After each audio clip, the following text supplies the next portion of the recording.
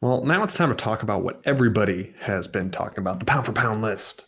Why isn't Khabib number one for pound? Khabib is number one pound for pound. John Jones is number one pound for pound. Depending what rules you want to have in here, if you want to have, if you tested positive for PEDs, you can't be on there, fine.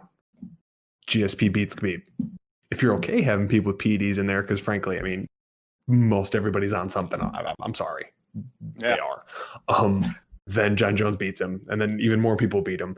It's the hard part is the old adage: is it better to burn out than to fade away? Because if you want to go pound for pound, Anderson Silva's on there too.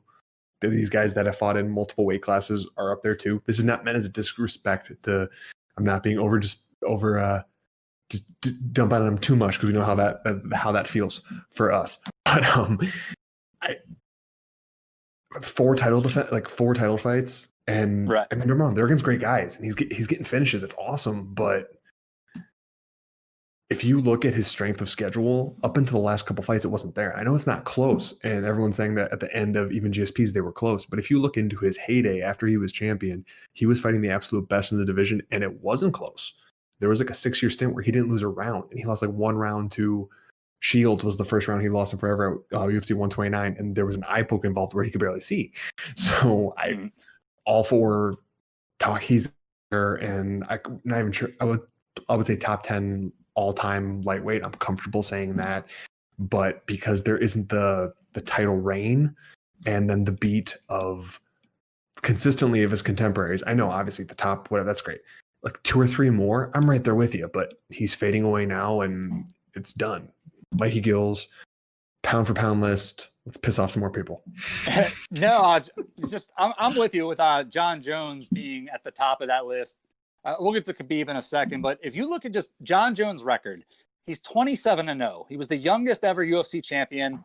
He's been fighting top competition since his early 20s, and from the time he was a young man in the UFC, you know, he beat Brandon Vera when that mattered. He beat Ryan Bader, Shogun Rua, Rampage Jackson, Lyoto Machida, Rashad Evans, Vitor Belfort, Alexander Gustafsson twice, Chael Sonnen, Glover Teixeira, Daniel Cormier twice, twice. Yeah, I said it twice. Deal with it. Daniel Cormier twice, OSP, and squared. Yeah. And then he decisioned 3 of the current top light heavyweight guys on his way out, and Reyes, Sanchez, and Smith. And he beat both of these guys without breaking a sweat. I mean, realistically, he broke more toes than he did sweats throughout that entire big run. That's a level of dominance like nothing we've ever seen in the sport.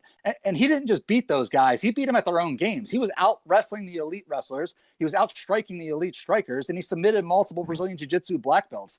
It doesn't matter where the fight went. John Jones is ready for it, and he dominated. And then when you stack up the top guys that Khabib has beaten during his run, I mean, don't get me wrong, it's certainly impressive. But his list of opponents is objectively less impressive to me. Like when you just look at it, he just hasn't fought the guys that John Jones did. John Jones beat generations of talent. Khabib just didn't. Khabib beat everyone who was put in front of him, but he was limited by time. He's retiring early, and he hasn't put in enough work to get at the top of that GOAT list. And then one other thing I wanted to touch on was Daniel Cormier made it a point in his argument to say that, Khabib did it mistake-free. Are you sure about that? Because I just saw Khabib miss weight for the first time. And in a righteous world, Khabib is no longer the champ. He doesn't get to retire as champ because that belt's taken off of him as soon as he misses weight. But that part to me, when Daniel Cormier made that, it irked me. It's just like, he misses weight, you can miss me with that argument. And that's all I have to say on it. Well, and his argument for not GSP was because GSP ended welterweight with a close fight, even though he got the win. And then he had 2 earlier losses that he avenged. Right. Like, to me, that shows growth. Like, I would almost rather have, like, let's say Khabib got fast tracked too early and then lost to, it's hard to say because the lightweight top is a little bit different, but like lost to someone like a Frankie Edgar way back when. Right. And then just from sheer volume and takedown defense, and then rematched him a few years later, even after Edgar was out of the championship.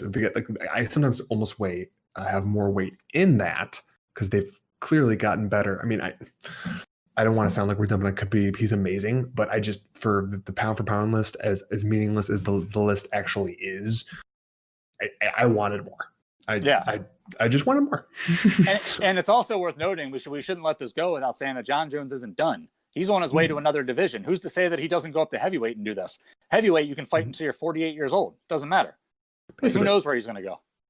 Especially when he puts on like that 40 pounds of just like good eating and dedication. Yeah, he's in the squat rack right now, about to go hide under the cage at Jackson Wink again. He doesn't care. Oh, sorry, that one was good. Sorry, I really enjoyed that, especially now that he's like committed that, hey, I hit under a cage, but it wasn't for the reasons you guys thought. Sorry. Dude, shout out to Chael Sonnen, reporter of the century.